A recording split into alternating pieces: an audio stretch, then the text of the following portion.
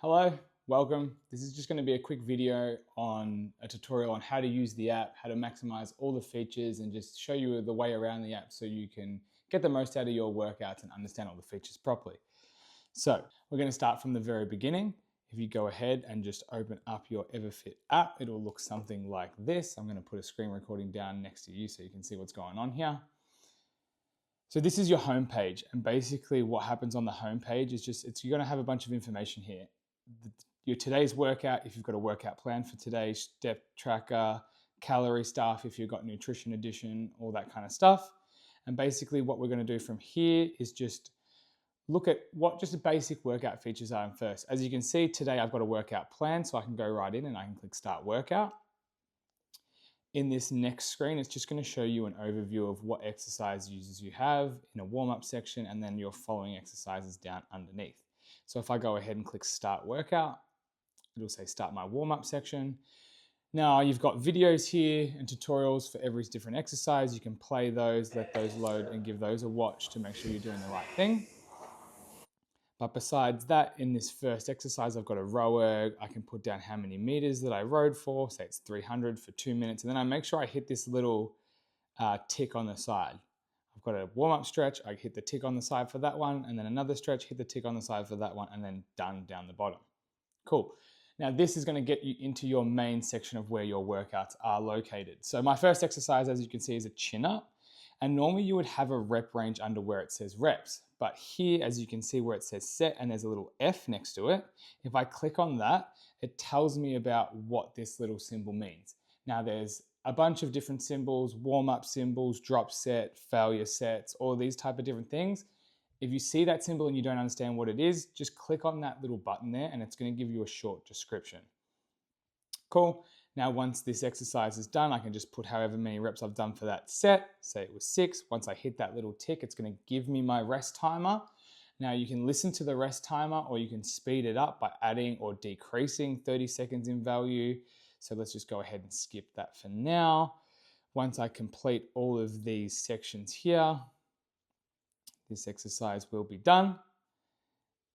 And now it can go to the next exercise. Or alternatively, you can just swipe across. You can swipe from exercise to exercise.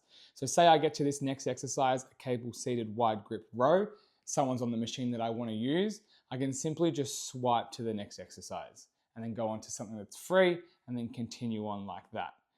Also, alternatively, if you ever get to an exercise and it's got a little arrow next to the name, it means there's an alternative exercise. So it means that it's a very similar exercise to what we want to be targeting, but just done in a different way. So if you hit that little arrow there, it'll give you the second exercise. You can click on that and then it will change.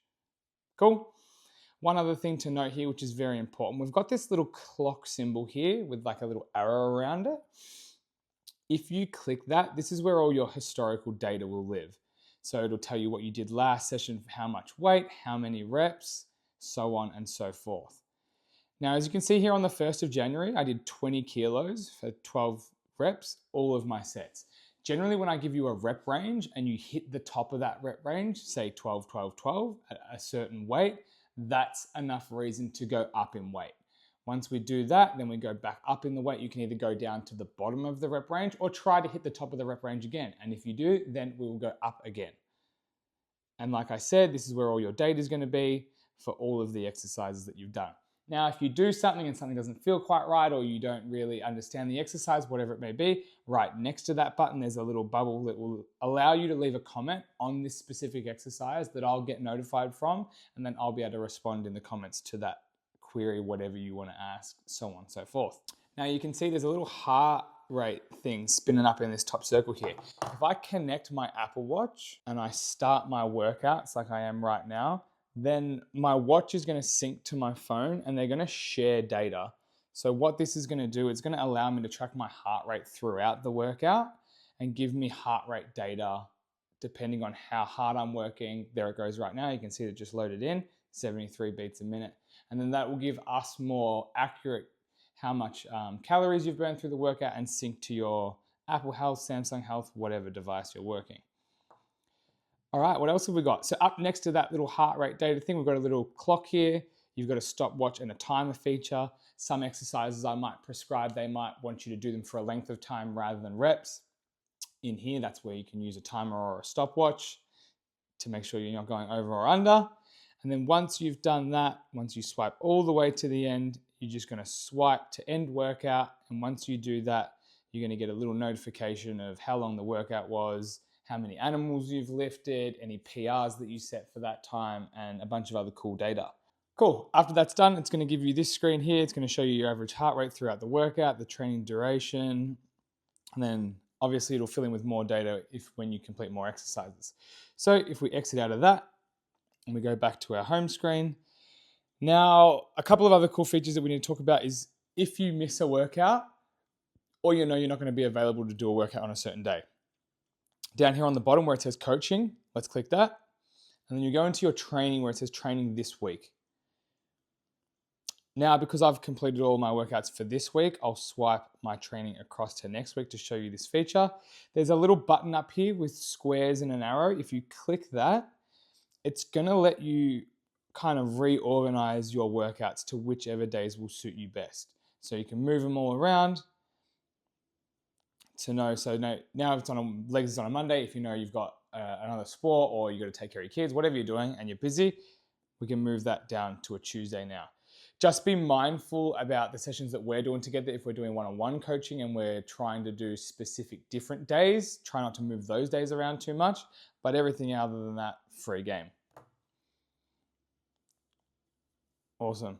Another cool thing in here is your tracking feature. If you go down the bottom, you go to you. This is where you can keep a lot of your metric data. So where it says metrics and we go view more. If you want to do anything like measurements, also with your weight, if we do eVolt scans and you want to track body fat percentage and that kind of stuff, that's where we can do that in here. If you get your Apple Health or Samsung Health linked up, you can track your steps over weeks, months, periods of time. That's really helpful. Also your weight, if you're looking to lose weight or gain weight, and that's one of your main focuses, you can track your data from week to week, month to month, and then year to year.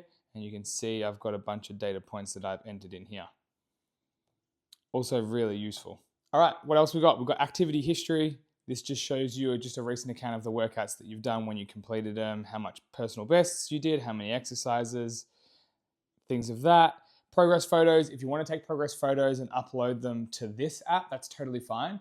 Even if you don't, I really recommend you take progress photos just for your own sake. Sometimes when our goal is like major weight loss or we really want to transform our body, sometimes the scales don't really represent the changes that we are seeing in our body. And then going back and looking on past progress photos can really highlight that as well. I've got the inbox. This is your inbox with me. Any questions, anything you want to ask about training, nutrition, whatever, chuck those in down here.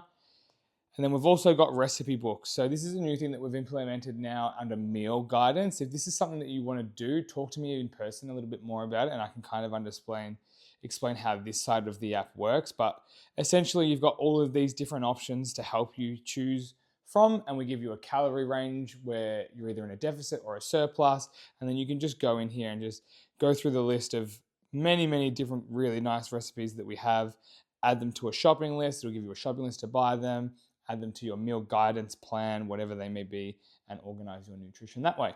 Awesome. That's all. Hopefully that helped you guys. If you've got any other further questions, message me on the app. You know how to do it now, and I will get back to the comments in there.